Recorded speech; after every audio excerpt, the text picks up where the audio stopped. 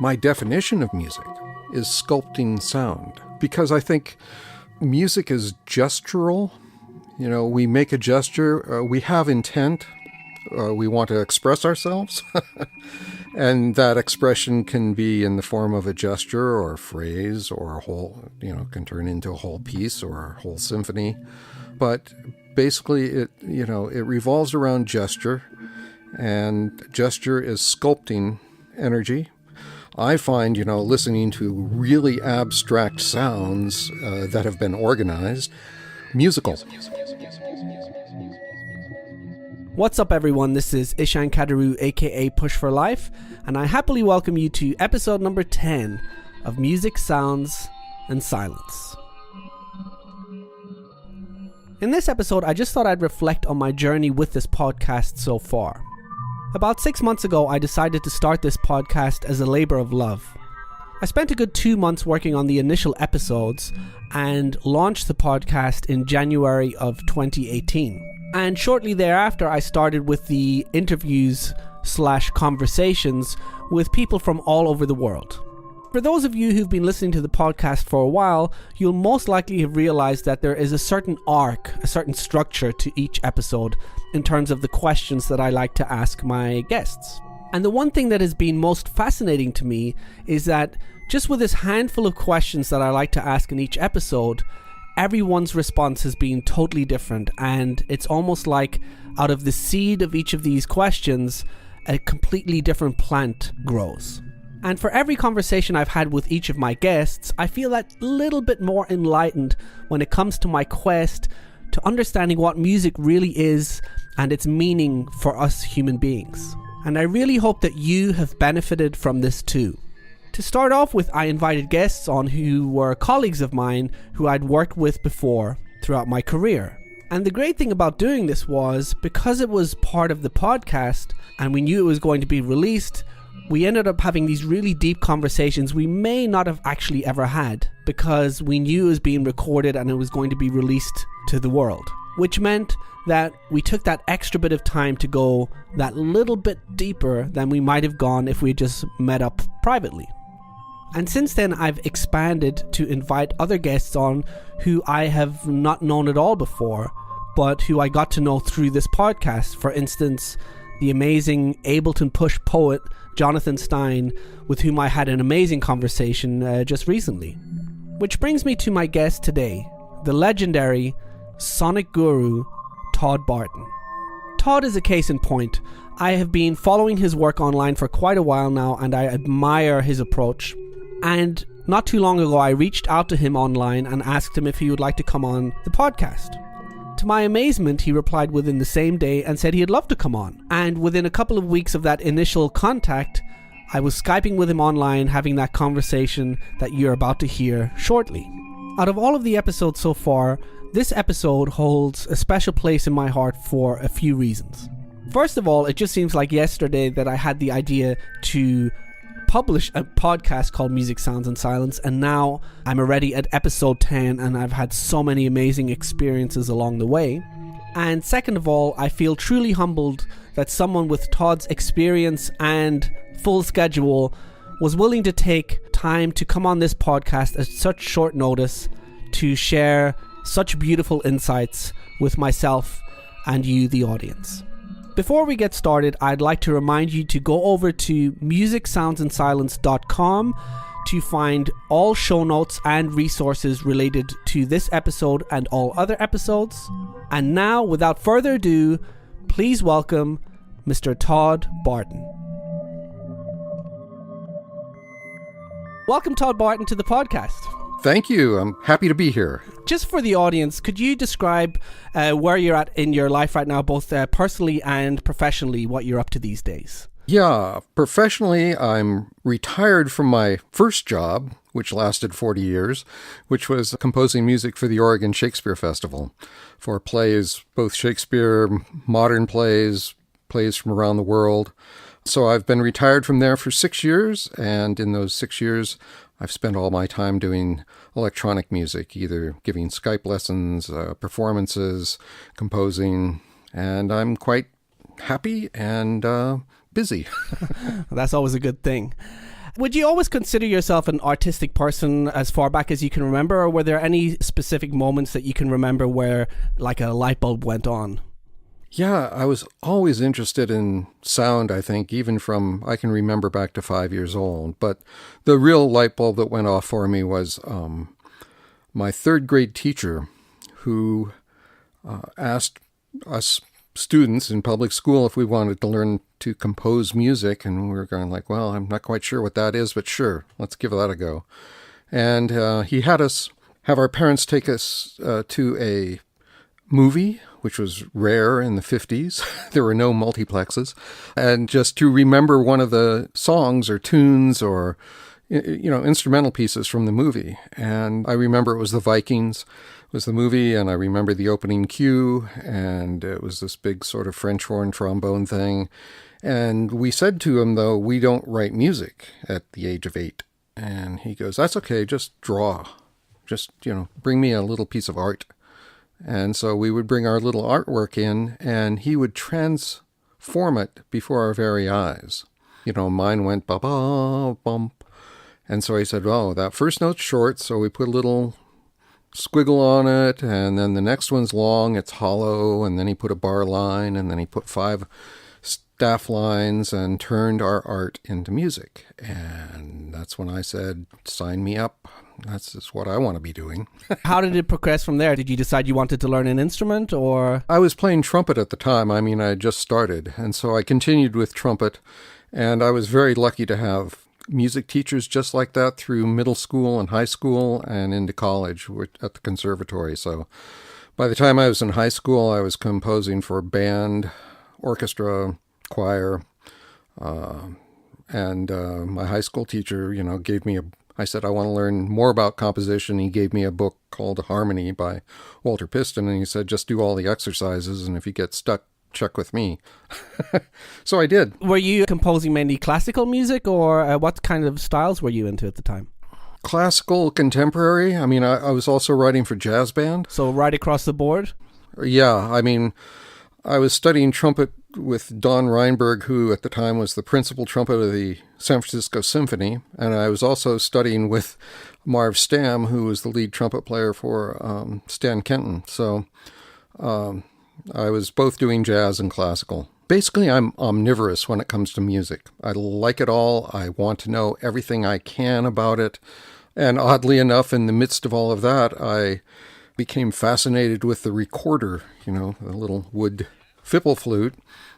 So got a recorder, and that led me down the path of going into early music, playing Renaissance, Baroque, and medieval music, which became a whole lifetime for a while there. That's really interesting that you found the recorder after learning the trumpet, because here in Germany, a lot of times in schools, the recorder is the first instrument that children learn, right, and then they progress from there. Yeah. So what was it about the recorder that you found so fascinating that you sort of delved so deeply into it? I just wanted to play something that had slightly looser embouchure than a trumpet, and I liked the simplicity of it. And I was lucky enough to find a teacher right off the bat who was like one of the best recorder players around. He happened to be living in the Bay Area. And so we went through Baroque literature like at lightning pace. And within a year, I was performing with him, and then eventually went and studied in Amsterdam with Frans Brücken, who was a great recorder player. Wow, so you were really blessed with amazing teachers, it seems, so young. Totally. And all the teachers and all the musicians I met, whether they were in jazz or classical or early music, were also supportive. They just encouraged me and everyone around them to find your voice and keep exploring. So blessed. How did you progress from there when you delved into the recorder? You said that was for a few years. Oh, that was actually, from recorder, I went into full-blown Renaissance music, so I picked up other wind instruments, the crumhorn, the shawm, the cornetto, which is, it fingers like a recorder but has a trumpet embouchure or mouthpiece. And what fascinated me about all of that was the different timbres, the different colors of sound. I've always been interested in how sound can go anywhere and can also take us anywhere. I spent a lot of time from the late 1960s up until the 80s doing nothing but Renaissance and Baroque music, pretty much. And working at the Shakespeare Festival was a perfect fit for when I needed to do period music. And it was actually through early music that I was performing with a group in Portland, Oregon. And there was this fellow that kept coming to the concerts, and he was getting into early music. And we became friends. And his name was Douglas Leedy, and I didn't know anything about electronic, or not much about electronic music at that point. I mean, I'd heard some electronic music. I liked it, but I wasn't connected to it per se. Do you remember what the electronic music was? Because that was, I guess, if you said, was that early 70s? Is that what you just said? Yeah. I mean, then, so the field of electronic music in terms of not even a mass market, but that people would know about it, was still quite new, I would guess, end of the 60s with East Coast, West Coast synthesis and that kind of thing. Absolutely. Do you remember what it was you were listening to? Actually, yeah. I was in high school in the late 60s. I was listening to Toru Takemitsu, a couple musique concrète pieces he had done. One was based on a water drop.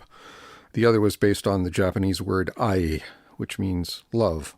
But it was spoken by a tenor and a soprano, and then he manipulated it all different ways, and I think I played that till the grooves wore out.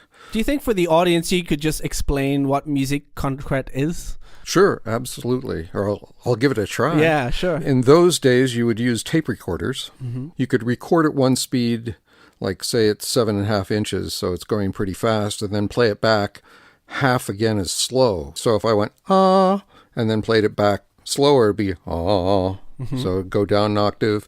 And you could take words and cut up.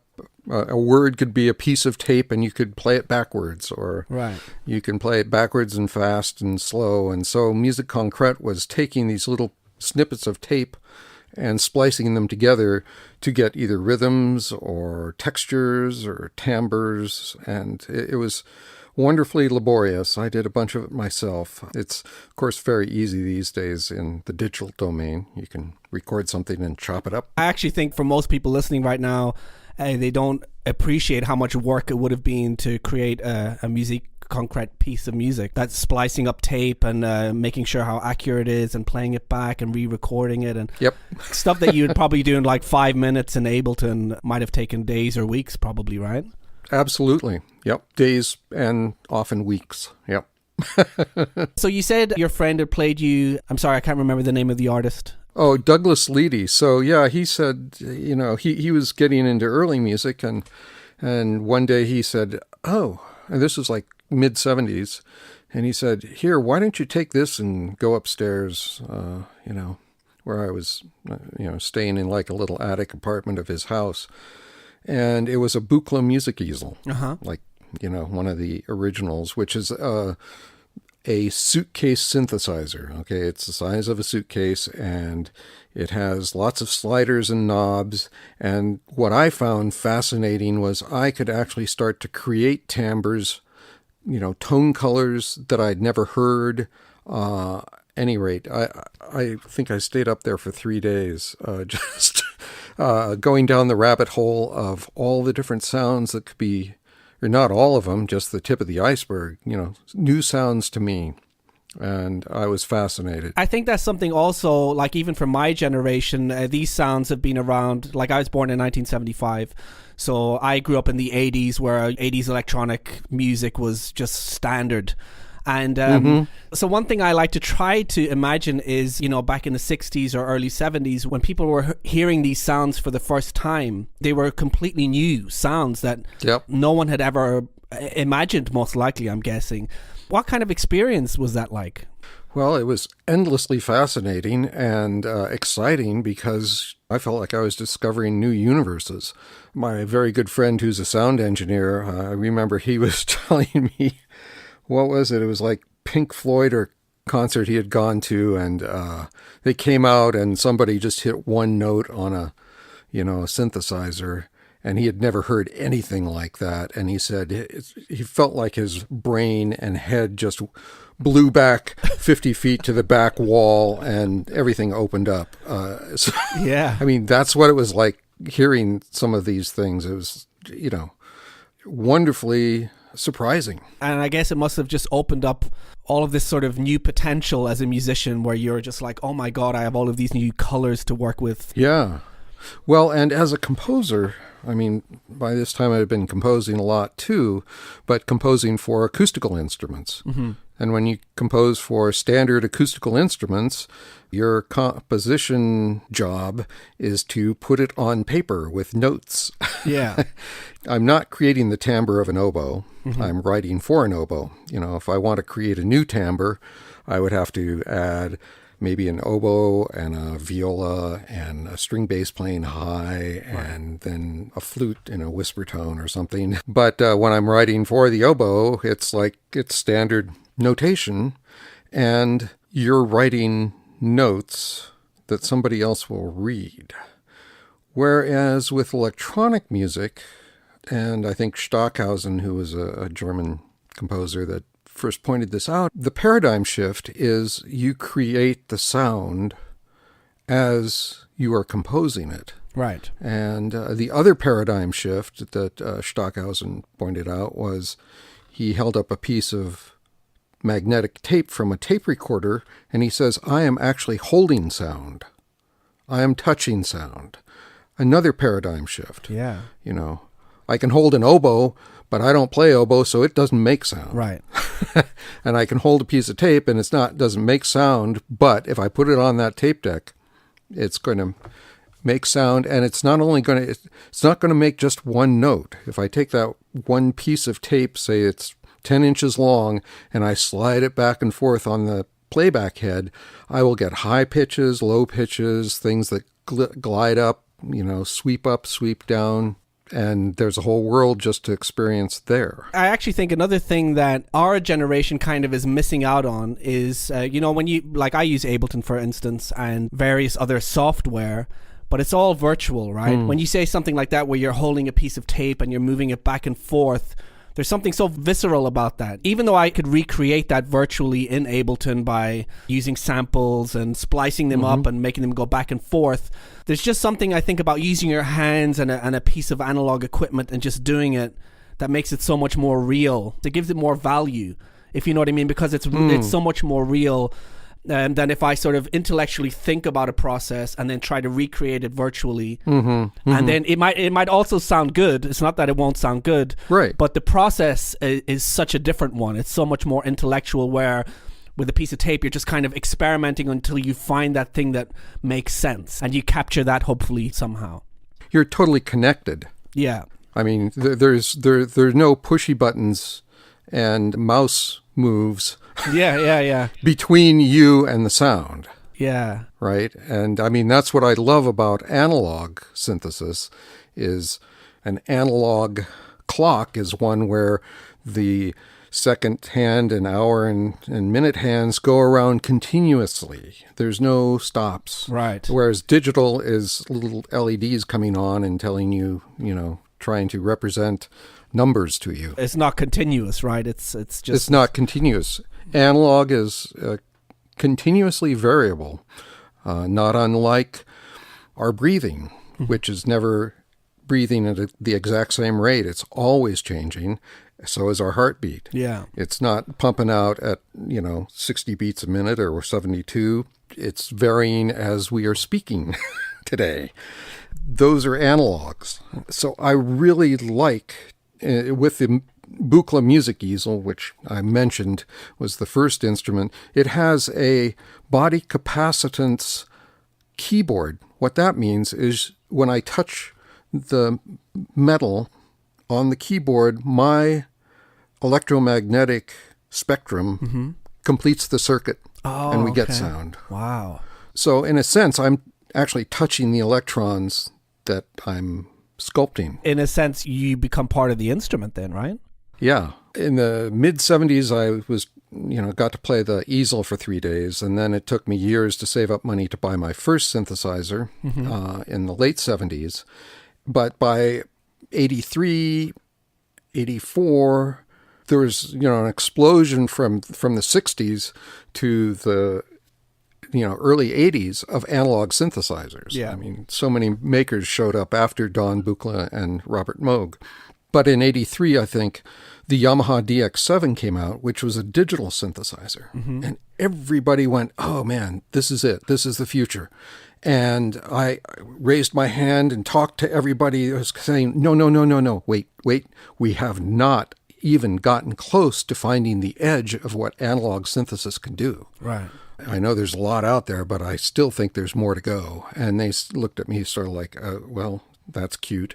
But and proceeded to then give me their analog synthesizers as they went off and bought their digital synthesizers. And I said, okay, fine, great.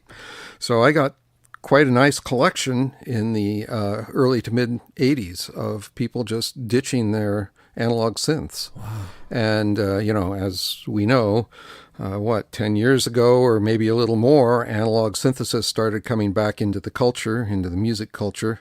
And what's so exciting now is analog synthesis seems to permeate all musics. Yes. Whether they're acoustical or all the different genres of electronic music. And I feel like people are starting to really push the envelope on what analog synths can do. So it's nice to see that. You were mentioning the Buchla easel, and I guess that would fall under the umbrella term modular synth, right? Yeah, I think they call it semi-modular because a true modular synth, you can buy individual modules and mix and match and sort of have this garden where you're continually transplanting modules. Yeah. Whereas the easel has sort of all those modules, but they are on a single faceplate and they are permanently in the same configuration. Right, and then you just use the wires to then sort of reconfigure certain parts of that? Absolutely. And then the sliders and the switches and knobs, they're all, that's a lot of interactive capability, not to mention the keyboard. The way I actually really learned about modular synthesis was I watched a documentary called I Dream of Wires, I think it's called. I'm sure you've seen it. The one thing that I found most fascinating, I mean, I've been a musician, a working musician for, around 20 years or so. And the East Coast approach being the Moog approach, right? That's sort of like the approach that I think most musicians would say is the modular synth kind of thing, in terms of people who aren't really into the world of modular synthesis, right? That's, like the filters and the subtractive synthesis and that kind of thing. And one thing that this documentary really opened my eyes up to was the West Coast approach, having its root within the Don Buchla's philosophy, I guess, right? Yeah. Could you just maybe define for my audience and also for myself your perspective on what actually makes West Coast synthesis what it is? What is the quality that you would define as West Coast synthesis? Sure. Let me first give you my definition of East Coast synthesis. Okay, sure. So we can compare and contrast. With East Coast synthesis, I see, let's take Bob Moog's Mini Moog. You have oscillators, that is the things that make the sound. It's like our vocal cords on the left-hand side. And then it goes through a filter, which is like our vocal cords going through our mouth and changing shape. And that gives it different timbres. And then you have an amplifier, which is, I guess our lips and beyond, and then you have control voltages, which can chop up those sounds or shape those sounds. But it's basically, from my point of view, and I know I'm being reductionist, it's linear. It goes from left to right, and you go through sound source to filter to amplifier. Okay. And you can model everything around. West Coast synthesis, which is Don Buchla for sure, and also Serge, is very similar in this, in that if you look at the easel, it's laid out completely differently. And this is when I went, this is actually cool, because it made me realize what maybe West Coast synthesis is. I mean, that's a made-up term. Right. But instead of having an oscillator on the left-hand side and going oscillator, filter, amplifier, on the left-hand side is tons of control voltage processors and creators. There's a sequencer, there's an envelope generator, there's a pulsar, and then comes this big honkin' two-voice oscillator, which he calls a waveform generator, because instead of having, back to East Coast, you would have sawtooth, sine, triangle, pulse width, square waves. You would have dedicated waves with Buchla and with Surge. With Buchla, it was wave folding, so you would take a sine wave and fold it back on itself, and you would get hundreds, if not thousands, of different timbres, which was really unusual for, the late 70s. Right. Yeah. I mean, the early 70s. Okay. Late 60s, early 70s. And so the oscillator sits in the middle of the easel, the oscillators, the waveform generators, and you throw control voltages at it. And you can also, on the other end, is a filter and an amplifier. Right. So those two things are combined. So that opens up a whole different world. To have the amplifier and, sorry to get the VCA. Yeah. The VCA and the filter are in this little symbiosis thing, which was a whole nother thing that Don added called a low pass gate, which it uses light. So when light gets hit by sound, like in a dimmer, where, if we turn the light off, there's that little moment where it just like fades out very fast, and he applied that to sound, so it gave it much more of a almost human quality. Right. And that lives in that little symbiotic VCA filter combo. So you were talking about the control voltages a lot, and they seem to be such an important part of the process. Could you maybe just go a little in depth about what are control voltages? They're low-level continuous voltages that you can use to okay, here we go. I'm going to sing now. Okay. Look out. Okay, so here's the tone. That's just an oscillator. Okay, and if I go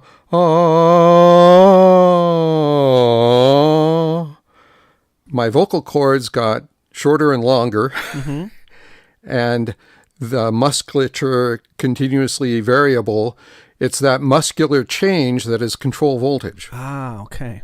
So audio signal is it's your fluorescent light buzzing at, a weird B flat. It doesn't go anywhere. But if you start to employ control voltage or musculature to your vocal cords, that's what control voltage does. And also you use control voltage to change the timbre, from that's all the same pitch, but my mouth is changing, and that's equivalent to using control voltages. Okay. Hence my bumper sticker, which reads, "You are only as expressive as your control voltages." So if you can imagine a control voltage that goes, then there's a control voltage. It gets higher or it gets faster, and then it gets slower, So then you can apply that anywhere in a modular system you want. And you can turn it upside down, backwards, reshape it.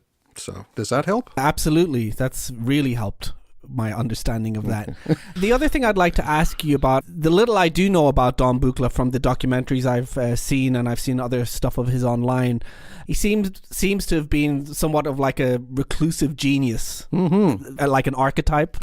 And whenever I see the Buchla systems, which I can't say that I understand how they work, but they look so scientific but yet beautiful, if you know what I mean. I would just love to know if there's any kind of stories you have about Don Buchla that might be of interest in context of what we're talking about right now. The instrument that he built has given so many people a means of expression that they may never have had. So he's affected so many people's lives, and obviously yours as well, deeply, because you've delved so deep into his creation. Some sort of exchange has happened between you, if you knew him or not. I'm not sure if you ever knew him. But I'd just love to know any stories you might have. I don't know if I knew him. We met. We talked on the phone. But yeah, creative genius for sure. And all he ever wanted to do was keep making new things. So like an inventor? All the way a total inventor. And the music easel is, a musical instrument, electronic musical instrument. And that's true with his larger boxes, electronic electric music box filled with all these modules, but he thought of them as an actual instrument, not as a collection of stuff. Right. I think that was really, really important. He didn't want to be prescriptive. He didn't want to tell people how to use these instruments. He wanted them to discover new things. So read on the forums, everyone goes, well, and when I got my Buchla 200E back in like 2005, 4, 5, 6, somewhere around there, the user manual for each module was 1 page, and it really didn't help. Okay. It described everything that was happening in the module, but it didn't suggest, well, patch this to something else or patch it back on itself or whatever. Right. And I remember I would even call Don up and I'd say, for my first synthesizer, well, what should I get? Should I get these modules or those? Because I figured, he would know. And he goes, whatever you want. And then I get the instrument, and then I'd go, oh man, I'm not quite sure how to do this, and this. And he said, well, you'll figure it out. He was not forthcoming with helping you patch anything. He wanted you to discover it. Right. So that's an important thing. Yeah. And that's important to know. Yeah, and his instruments are beautiful. He had a real great aesthetic, and he created instruments that just really opened up in almost electronic, and there's an organic quality to the way the instruments behave that blows my mind and I'm still learning about, decades later. For instance, one of his important modules is called the Source of Uncertainty. What a great name. It gives, we were talking about control voltages earlier.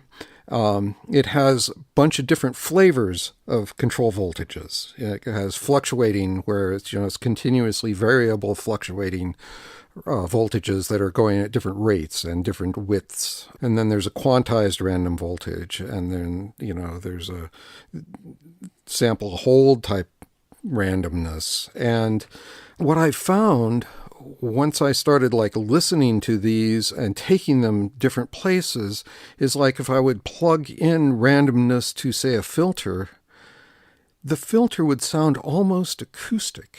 It would have this organic feel. And that's something that, I have a lot of other random generators in my other systems, and they just don't do that. They sound very mechanical. Right. And somehow his circuitry sounds organic. When you speak about it, it almost sounds like a form of magic. You know what I mean? Yeah. Like there's something beyond the circuits that he managed to encapsulate. I think so. I would have to agree. I'd like to go a little deeper now. The podcast is called Music, Sounds and Silence. One thing that I like to think about a lot is what differentiates sound from music and music from sound. When does sound become music? What I've found is that everyone I've asked so far has a different perspective. But we all know what music is at the end of the day. There's an intuitive knowing as a human being. Even if, some music sounds a little strange, we kind of know that it's intended to be music most of the time, at least. How do you feel music differentiates itself from sound? When does something become music? Yeah, good question. I don't know if at least for me, I don't know if there's a hard demarcation point or border between those two. It blends very, very subtly, and in fact, I'd be hard-pressed to say that, I think I'm more of the John Cage school where all sound is music. It depends on the listener to a certain extent. But my definition of music is sculpting sound. So that honors both sound and music. Because I think music is gestural. We make a gesture, we have intent, we want to express ourselves. Yeah. And that expression can be in the form of a gesture or a phrase or a whole, can turn into a whole piece or a whole symphony. But basically it revolves around gesture, and gesture is sculpting energy. So is inflection. You know, we're speaking and we are inflecting. Yeah. It's not monotone. And that inflection in itself, I mean, when I hear Chinese, which I have no idea what it means, when I hear the language spoken, it sounds musical to me. Yeah. Because it's and it happens to be a highly inflected language. And when I hear languages that I don't understand, I can surely feel the energy. Right.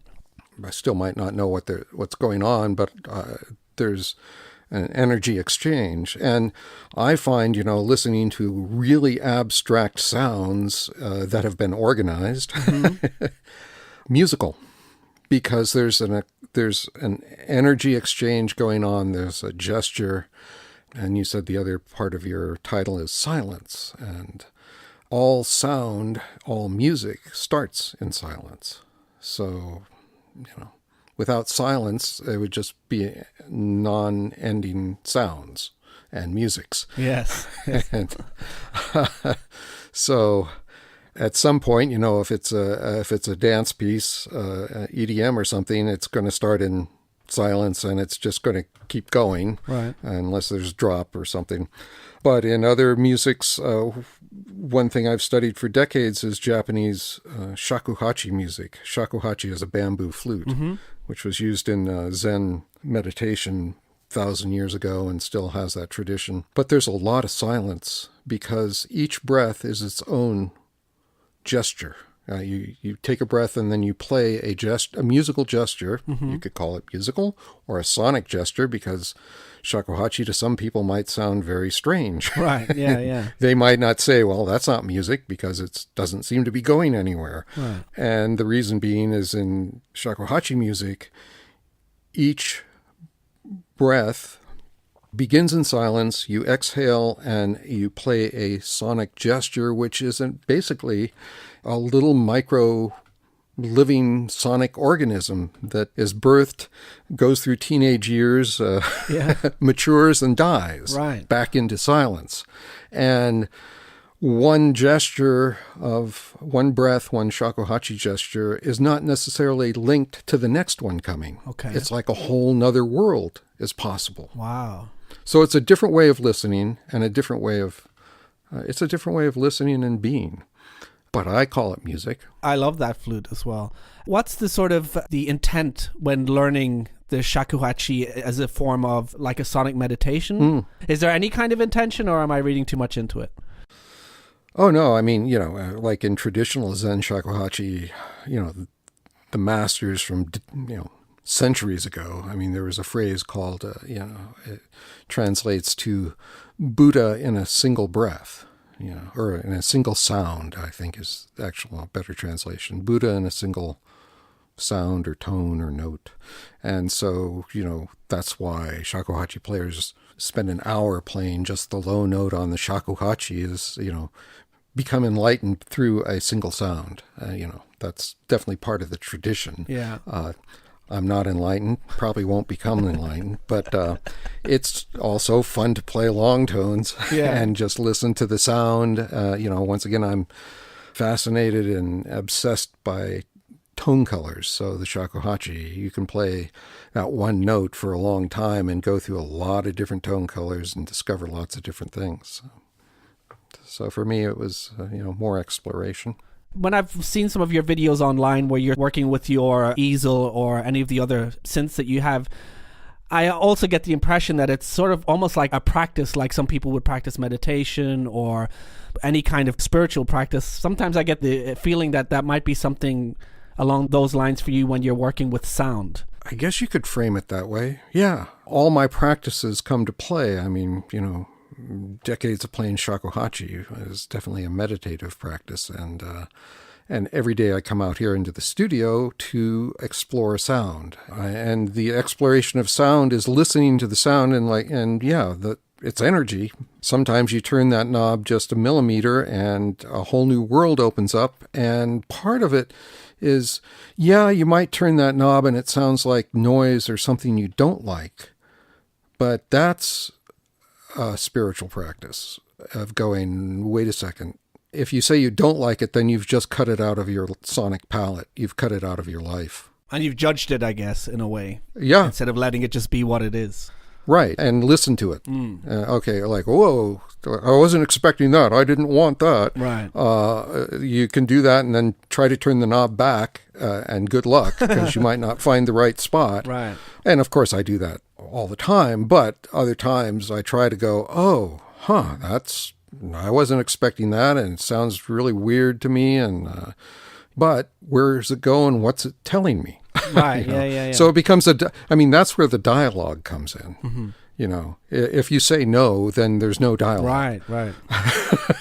So, I realized the other day that growing up practicing trumpet hours a day in elementary school and middle school, and even more in high school, and then 4 or 5 hours a day of practice in conservatory, plus 4 or 5 hours of performing. I basically come out here and make my own exercises. It's like that part of me, that tradition of me, which is to practice your instrument. Mm-hmm. I come out here to practice my instrument. Right. That's another part of it too. In practicing, it's all about self-discovery. Yeah. What you like, what you don't like, what you can do that day and what you can't do that day. Finding your way through discoveries and, there's some days I come out and I'll come up with nothing, or what I would consider nothing, but that's still not wasted energy. It's energy that is accruing. When I used to compose notated music for string quartets or ensembles or orchestras or whatever, I would come out and look at the blank page, and when I was really young, after 5 or 10 minutes, I'd go, well, nothing's coming today. Mm-hmm. Let's go do something else. And then I thought, well, what if I had waited another 5 minutes?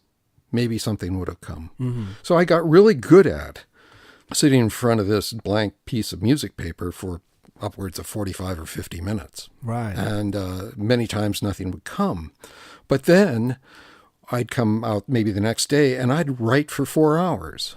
And then I'd always, go take a break and come back and sort of listen in my head to what just went down, and oftentimes just throw it away. Right. So there's 4 hours that I got something, but not using it. And then another day I'd come out and write for 8 hours and keep it all. And it's sort of my quantum theory of creativity, which is none of that was wasted energy. It was all going towards that same moment when everything finally worked. And the visual energetic analogy is, if you have a fire burning in the fireplace and you put a big honking piece of maple or oak on it, the log just sits there. It does not burst into flames. The flames dance around it for quite a while. And what we know is that the logness molecules are chaotic compared to the high energy quanta coming from the fire. And so eventually what's happening is the logness molecules are slowly lining up into a pattern, and once they all line up in a nice little row, we call it kindling point, and the log just bursts into flames at that moment. So that's sort of like what I realized sitting and looking at a blank page was something was happening. The molecules were starting to line up. And those days that I actually got to write something was hitting kindling point. Not wasted time. E equals MC squared. Yeah. Energy is neither created nor destroyed, just transformed. Wow. What a great analogy. That was beautiful. You just blew my mind. All right, well, I have a couple of more questions just before we finish up. Mm-hmm. The first one being, what are the 3 most inspiring things to your music making that aren't actually music making or have to do with music? Well, first thing that came to mind was breath, but I guess that's, if I'm playing a breath instrument, that's part of the music, but I try to bring breath to my electronics as well. So breath is one. Yeah. Art, abstract art, particularly Vasily Kandinsky, the abstract artist, the guy that created abstract art, basically, a Russian who moved to Germany, started at the Bauhaus and ended up in France. But he took away all perspective and representational things. And also, many of his pieces are called compositions. So he was really musically oriented. So, art. And then nature. Watching clouds. Yeah. I agree, totally. I can get lost in clouds. Clouds and trees for me. The last question is, how would you like to be remembered when you are no longer among us? Well, that's a good one. That I explored a lot and hopefully encouraged a lot of people to explore. Well, you've definitely encouraged me with what I've seen of you so far, and this conversation has really been enlightening for me. So thank you so much for coming on the show. My pleasure. How can people connect with you online? toddbarton.com. From there you can email me or check out my Bandcamp or SoundCloud. Right. And I know that you have some online courses and you do Skype coaching. Could you maybe just let the audience know what that's about? Sure. I'm a trainer for macprovideo.com, and there's a couple of courses on there, one for the Buchla Music Easel and one for the Buchla 200E series. And also what I do most of the time, in fact, just before we got together today, is do Skype lessons on modular synthesis or modular instruments, particularly the Buchla, the Surge, Rob Hordike's system, and Eurorack. So it's a chance to meet people around the world and either consult or explore together. Excellent. Well, I'll make sure to put all of those links that you just mentioned in the show notes over on my website. Thanks again, Todd, for coming on, and hopefully we can do this again sometime. Thanks, Eshan. All right. Thank you. Bye-bye. Bye-bye. Thanks again so much to Todd Barton for coming on the show and sharing such insightful gems with all of us. Remember to head on over to musicsoundsandsilence.com for all of the show notes and resources for this episode and all of the others. And in 2 weeks, you can look forward to the next episode of Music Sounds and Silence with the wonderfully eccentric YouTube educator, Multiplier. So thanks again for listening, and I shall see you all soon. Peace.